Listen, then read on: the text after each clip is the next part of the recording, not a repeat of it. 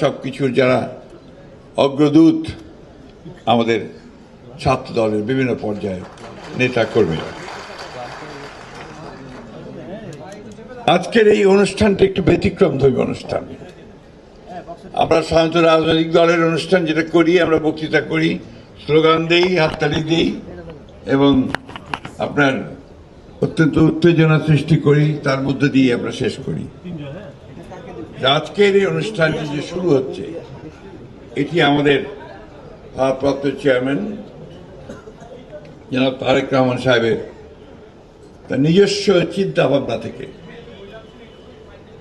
আমাদের বিএনপিকে তথা সবার আগে ছাত্রদলকে নতুন চিন্তার আলোকে তৈরি করা। এটা একটা সৃজনশীল চিন্তা এবং একটা কথা আমাদের সবসময় মনে রাখতে হবে যে 24শে জুলাই গোটা বাংলাদেশের মানুষের মন মানসিকতা, সেই সঙ্গে তরুণ সমাজের মন মানসিকতার অনেক পরিবর্তন এনে দিয়েছে।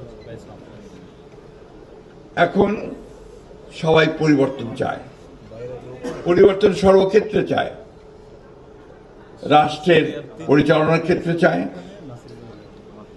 আমাদের চিন্তা ভাবনার মধ্যে চায় আমরা একটা নতুন বাংলাদেশ দেখতে চাই।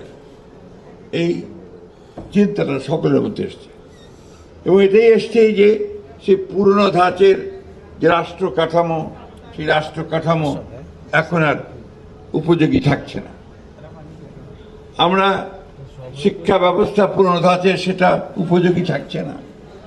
বিচার ব্যবস্থা উপযোগী থাকছে না।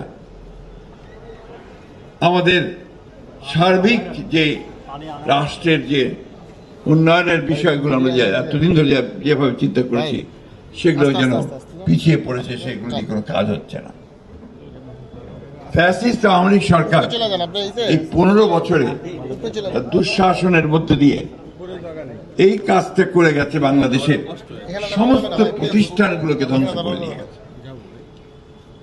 এই প্রতিষ্ঠানগুলোকে আবার নতুন করে গড়ে তোলা, দেশকে গড়ে তোলা